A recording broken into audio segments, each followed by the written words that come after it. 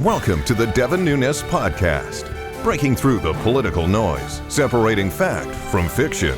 From the San Joaquin Valley, the breadbasket of the solar system, here is your host, Devin Nunes. Welcome back to the Devin Nunes Podcast. Thank you so much. And we're going to continue our conversations on Russia hoax everything. And I want to introduce Tom Rooney, who's a former member of Congress. Not a lot of people knew him because he was one of the guys who took his job seriously. He was on the front lines, in the trenches during the whole entire Russia hoax. He was one of our lead members of Congress on the team and actually led the questioning along with Trey Gowdy, who a lot of people know because he's been obviously on Fox News a lot. But Tom Rooney was someone who took his job very seriously. He's now a retired member of Congress. But really did a lot of the dirty work back when everybody just assumed that Donald Trump was colluding with Russians. Tom, I want to take, first of all, welcome. Thank you for doing this and being on the podcast. Thanks. Good to see you again. Yeah, absolutely. I haven't seen you in person for a while, so we're just watching each other on Skype. And my podcast now, this is actually new. You're only like my fourth or fifth person to do this, where it's going to be posted onto YouTube. And then also will be on podcasts, on iTunes, and everywhere else. But I want to take the viewer and the listener back to our early conversations in January and February of 2017, when this Russia hoax was essentially foisted onto our committee, on the backs of our committee. And as you know, you were there earlier in the year before when we were very critical of what the Obama administration was doing and with Russia and allowing Putin to get away with. You were there for the meeting right after the election, where suddenly we started hearing about this Russia stuff, which we really didn't hear about before. But remember, their original assessment that we received was, hey, this was normal Russian activity dating back to the Soviet Union days, nothing new here. Then, of course, as you advance forward, there was that leak out of the Senate that said, oh, no, we think the Russians were trying to help Trump. Then they put together, Brennan quickly with Obama, put together this intelligence community assessment that's done in just a matter of weeks. Then fast forward to January, we're all sitting there going, where the hell did this come from? Right. We had real serious work to do. You have a new president, a new team. It was an opportunity for us as Republicans to advance some of the ideas the Obama administration didn't want to do, that we were promoting as House Republicans on the Intelligence Committee. A lot of good ideas and good things that we wanted to try. Of course, a lot of that got derailed. One of the things I tried to do early on is I tried to triage this Russia hoax. And that's why I went to both you, Tom, and Trey Gowdy as our only two lawyers on the committee. And I said, look, guys, it's going to be a lot of work. It's going to be very painful. But what I see right now is, we've looked through all 17 agencies. They've given us everything they have on Russia, and we don't have anything. We spend billions, tens of billions of dollars a year on intelligence. We don't have anything between Trump and Russia. So I don't know where this is going, but we have important work to do as a committee. I remember when I brought you into my office, Tom, and you and Trey. And I said, look, we've got really important work to do here. There's a lot going on between Afghanistan, ISIS, Al-Qaeda, Iraq, the challenges in Venezuela, North Korea, you name it. We have real work to do.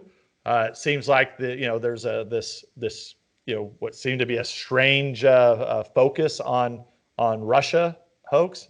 So I go to you and Trey, and I said, I hate to ask you guys to do this, but we're going to have to bring in a lot of witnesses. And as you know, Damon Nelson, our staff director, worked closely with you. He unfortunately had passed away. Yeah. But anyway, Tom, I'm going to turn it over to you. What was going through your mind at that point when we asked you to come on board and do that? Well, it was interesting because of the way that it happened. Just as you said, we got the normal kind of like what we'd expect from countries like Russia during campaigns. And now with social media, what other kind of newer things might they try or things like that? That, moved on to something much bigger. But when you asked Trey and I to come into your office, I remember thinking, I'd already announced that I was leaving for Congress, or I'd already made up my mind if I didn't publicly announce it. So I thought to myself, that the timing of this is actually not that bad for me, because I'm not going to be running for re-election. I'm not going to be out there having to campaign. So I can really focus on this. And one of the things that I thought would be important for both Trey and I to do would be to kind of, take it so seriously that there would be no way politically that the Democrats could come back and say, well, Tom Rooney and Trey Gowdy, treated this like some kind of political platform to go on TV all the time and advance their own narratives, which I think we saw played out very commonly on the other side. But I thought that if Trey and I conducted ourselves in an extremely professional, lawyerly way, that there would be no doubt that that our side would at least be able to get the facts and the evidence out there to show what the truth is. And that's what we were looking for. And at that point, we really didn't know where it was going to go necessarily. But I think now that the transcripts have come out, I've always been grateful to you, Mr. Chairman, for having the confidence in me. I knew everybody has confidence in Trey. That's a no-brainer. But to be able to sit with him and whether we should or not, that's a whole nother story.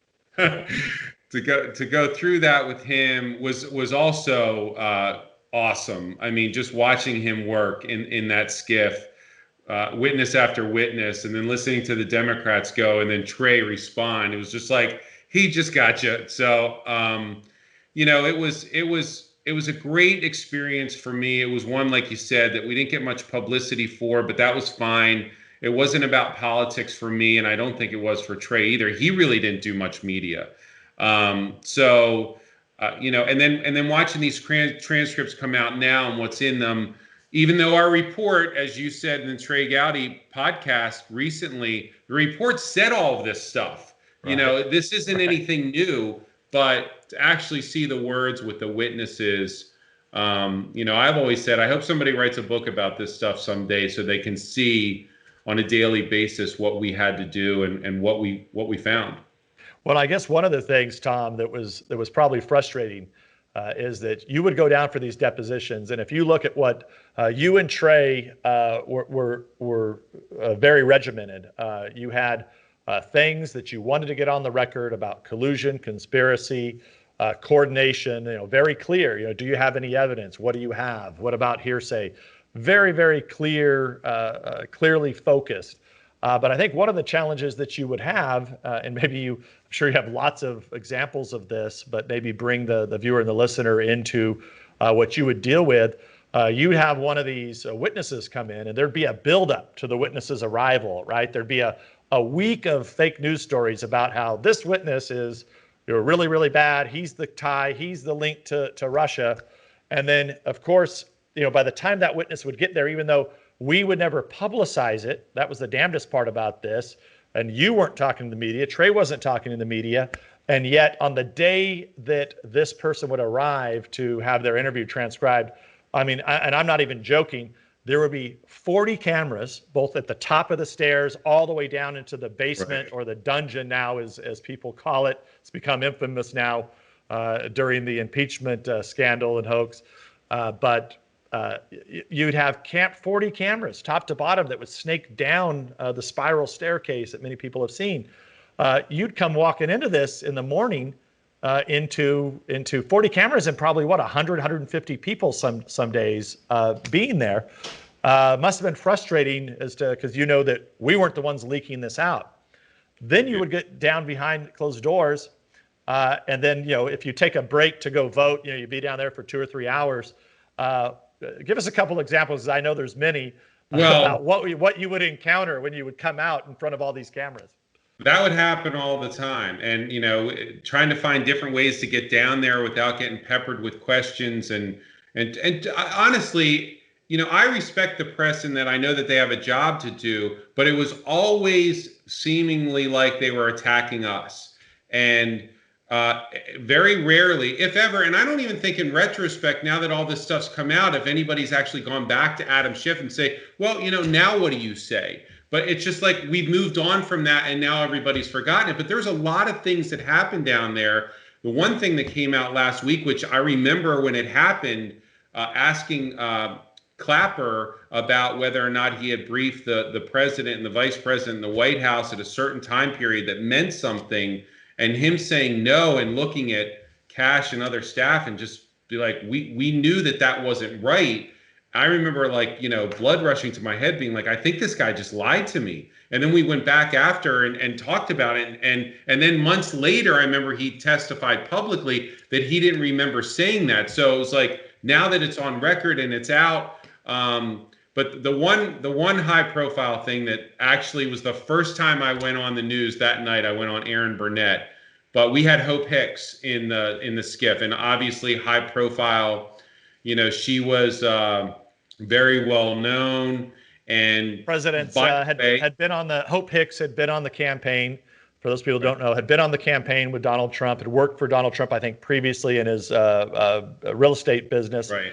Worked on the campaign and then transitioned into the White House. So clearly, the concept was if there was colluding and coordination and conspiracy going on between Trump and Russia, she would have been there the whole time. Right. So I just wanted to give that little primer. No, it's important to know how much access she had to the president, what she would have seen or heard. And so she came in, and Trey and I would always do sort of this same thing where I would basically ask the basic questions of collusion, conspiracy, coordination, anything like that with the Trump campaign, a few other kind of like broad questions, and then Trey would get into more follow-up in detail. We did that with every witness, asked about whether or not they saw any kind of coordination with Russia. Consistently, the answer was no. The Democrats would go and then start asking these 300,000-foot level questions where Trey and I were looking like, where are they going with this? And, are they ever going to bring this in for a landing? And they never did. It's like, do you know this person? Do you know that person? And Hope Hicks and other witnesses would sit there and just, and then finally one of the Democrats asked, have you ever lied for the president? And she's just like, no. And then they said, well, what about like a white lie? And she said, well, what do you mean? And they said, well, what about have you ever told a white lie? Like if somebody calls for the president and he was there and he was just like, I don't want to talk to that person. She goes, well, he's not here. And she goes, well, maybe I would have said that something like that to why. So you have lied for the president. And then all of a sudden the buzzer goes off and we get called to vote. And so we have to take a recess. Literally, Trey and I are sitting there for a couple seconds after talking. The Democrats leave. Hope Hicks goes back into an ante room with her lawyer. By the time Trey and I get out to where the press is at the bottom of those steps, they're all like, is it true that Hope Hicks lies for the president? I'm just like, what are you talking about? I mean, she just said that 45 seconds ago. Tom, we can laugh about this now because it is funny because it was so pathetic about how it was just a direct line, whatever was happening behind closed doors, they'd essentially create a fake news story and it would go out. We can laugh about that, and in retrospect, it's great. But lives got ruined by this. If you remember, I mean, Hope Hicks was so devastated by this that she had to quit the next day, right? Or 2 days later, I can't remember when, but she left the White House. But it's not only that; it's like I walked out there, and I remember this one reporter. I don't know. I think it was from Politico. He said to me, "Is it true that Hope Hicks just admitted lying for the president?" And I got so mad. I'm like, who told you that? Because I saw the Democrats I could see their butts walking up the staircase. And he's like, well, I can't tell you that. And I was just like, literally, that just happened. But the one thing I think it's important for your listeners to understand is when they asked about the white lie, I said, hold on a second. This is during the questioning. I said, we're here to find out if there's collusion, coordination, or conspiracy for the Trump campaign getting help from the Russians. Did you, in your testimony today, or have you ever lied on behalf of the president with regard to any of the things that are important that we're talking about here today? And she goes, never, not once. And so we can talk about white lies, telling somebody calling on the phone that the president's not really there. But with regard to what we were there, so this is just good evidence as to how the Democrats would use something stupid, like the president saying on a phone call that he wasn't there, that's her lying for the president and ignoring the fact that she answered the question with regard to collusion as absolutely not. That never made the news. So I went on Aaron Burnett that night, and this is another unfortunate casualty of the integrity of the process. And I said, the wheels have come off this committee. And then they brought that around to you as saying that I was like attacking the committee and you. And I'm like, no. You're asking me about Hope Hicks and the Democrats leaking. The wheels have come off this investigation in that it's not a sanctimonious process where we can have faith that what we're going to do and the report that we're going to write is going to be pure and honest. And so that was another reverberation about how the press would spin something that I would say, which is why I didn't really talk to the press, but one time I did, they tried to like assess it to you and the committee as a whole, and it was just unfortunate. But I remember people also don't know that a lot of these witnesses, like Hope, were there voluntarily. And she stayed for like 9 hours. And a lot of these witnesses stayed because they wanted to, try to help and get the truth out. Well, I remember Damon Nelson, who unfortunately passed away, our staff director, who was coordinating this. Because as you remember, and I should give kudos also to Mike Conaway, because when I was accused of, whatever the hell that midnight run thing. Still don't know what that. I still don't understand that whole thing. But go ahead. I know. It's just you can't even make this up, because it would be cool if like something actually even remotely like that happened. Right. But even to this day, and I say this, I mean, the lunatics that are left of the Democrats on the Intelligence Committee, they literally go on television all the time, or they'll even say it on the record. Remember the midnight run. And the funny thing about the midnight run is only lives in their head, like in their own sick fantasies that they have. I mean, they like envision me like doing all this James Bond stuff. It didn't happen. I didn't do it. And it's funny that like I just must live in their head that this story somehow just continued. But after that happened, they accused me of leaking information to the president, which was really idiotic, since the president is the holder of the intelligence. Yeah. And that's when we discovered the unmaskings. But I remember, so Conaway obviously came in, and I asked him if he would just lead and work with you and Trey on the team we had already set up, and I would continue doing the FISA abuse and the unmaskings. But one of the things that Damon would say, it'd be so frustrating, because he'd brief me on, okay, here's what happened today, and you may remember this, and you kind of alluded to it just a little bit. He'd say, well, we asked our questions, what Tom and Trey would normally do, and then the Democrats, they would open up the Moscow telephone book, and they start reading off names to people.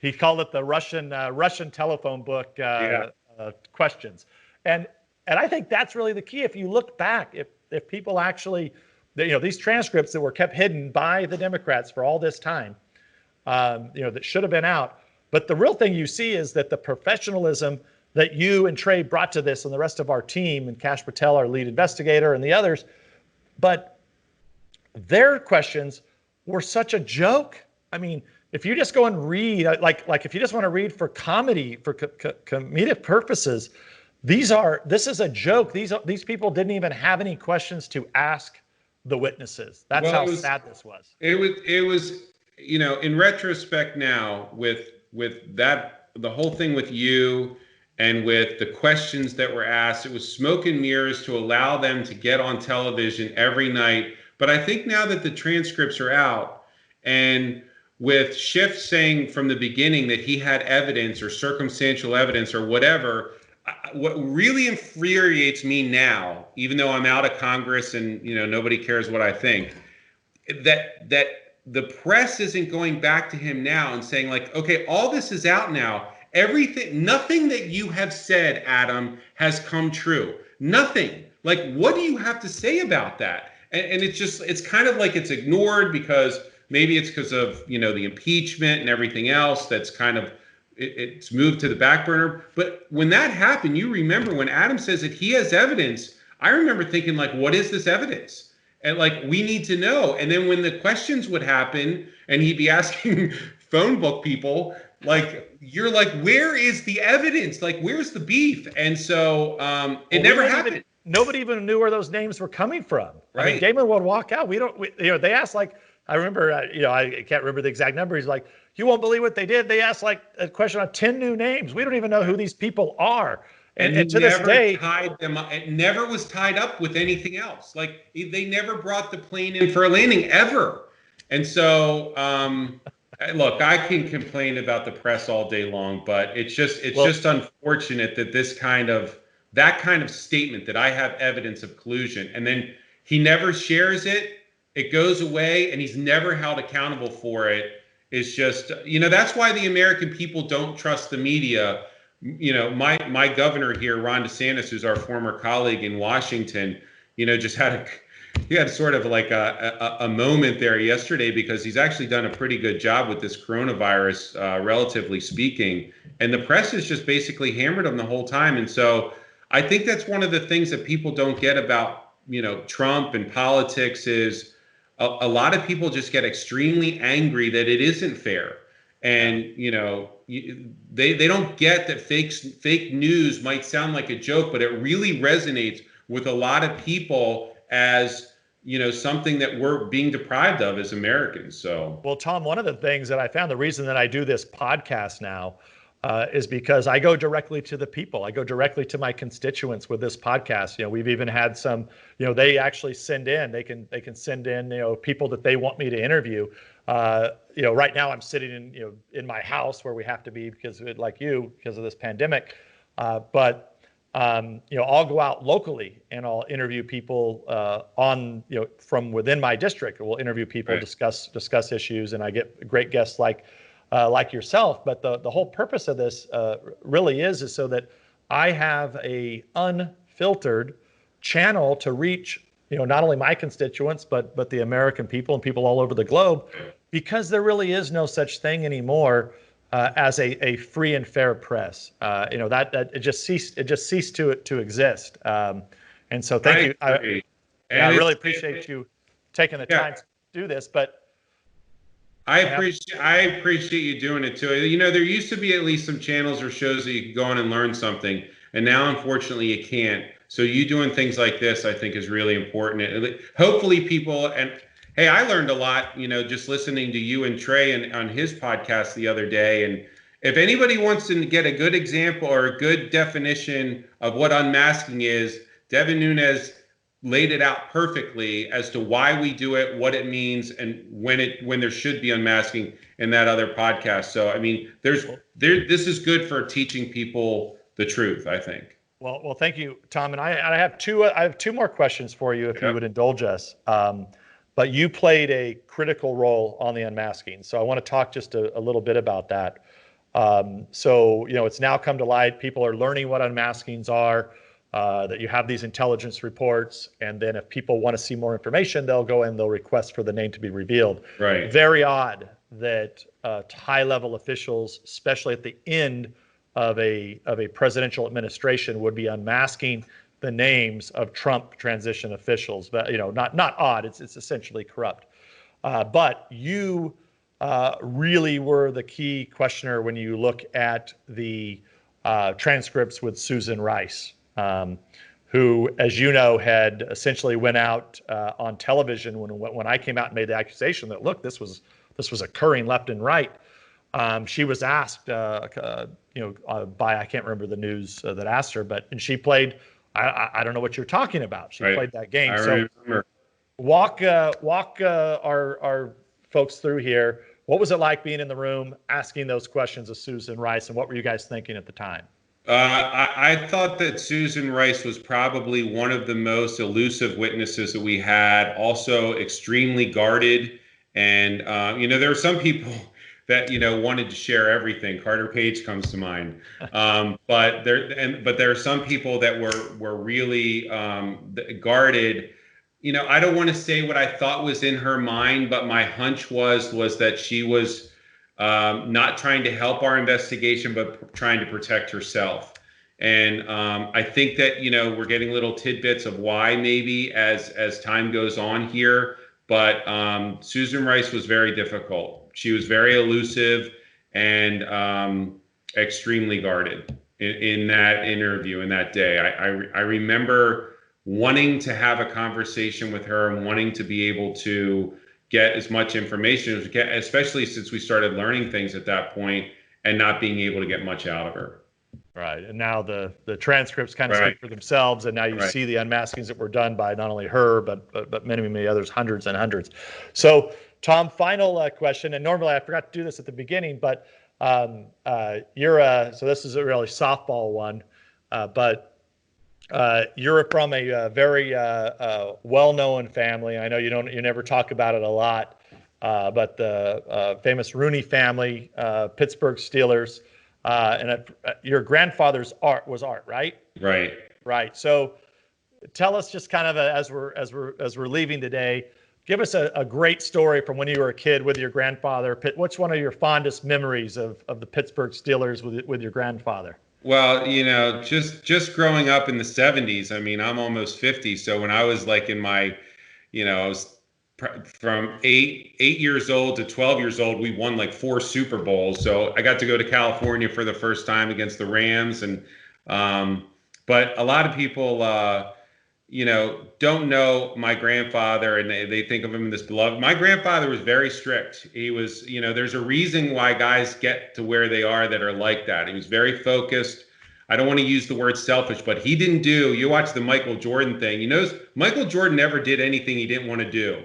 And there's people like that. And my grandfather's like that. But just real quick, I'll give you one story. When I was a ball boy for the Steelers, when I was 15, on the weekends, I'd go stay with my grandfather in Pittsburgh from training camp. And my grandmother had already passed away. So it was just me and him in this big old spooky house. And I remember when like the air came on or something, like all these pipes would start rattling. I'm 15. So I've already sort of gone through puberty. I'm already like this big guy.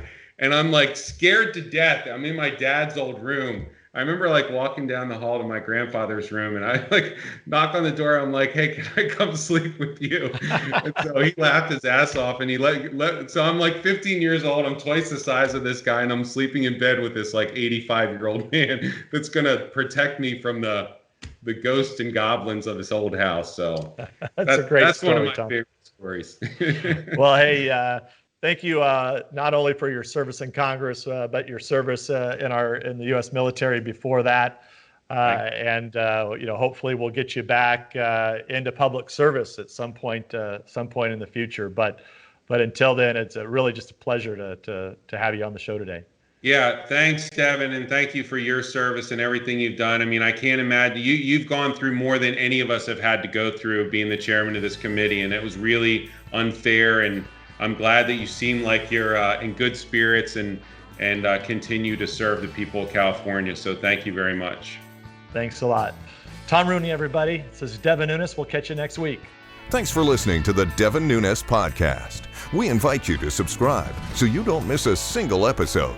And remember, you can download this podcast on iTunes or at devinnunes.com.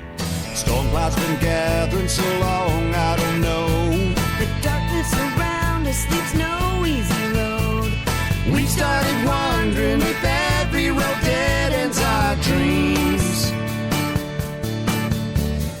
It whips the dust up and rain's pouring down. Good people struggling in every hometown. We've started wondering if we even matter at all. We'll take that hard road to happier days, 'cause we kept our American faith.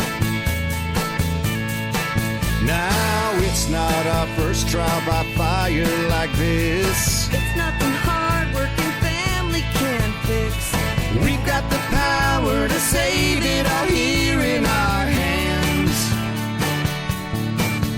We'll take that hard road to happier days, 'cause we kept our American faith.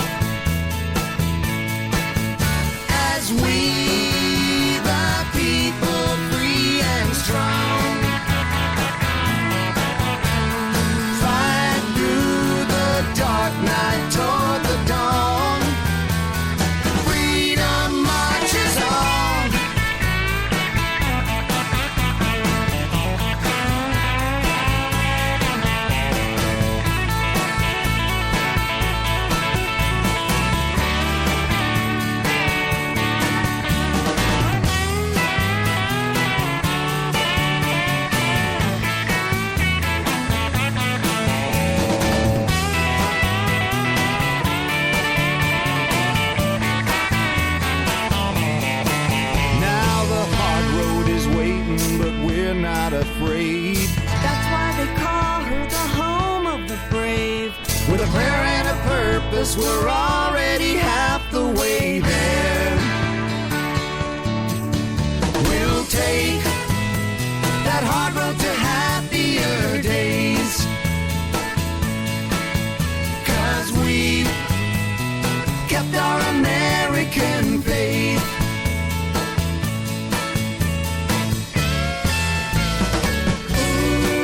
Ooh, we kept our American. We kept our American. Ooh, we kept our American. We kept our American faith. Freedom marches on. Paid for by Devin Nunes Campaign Committee.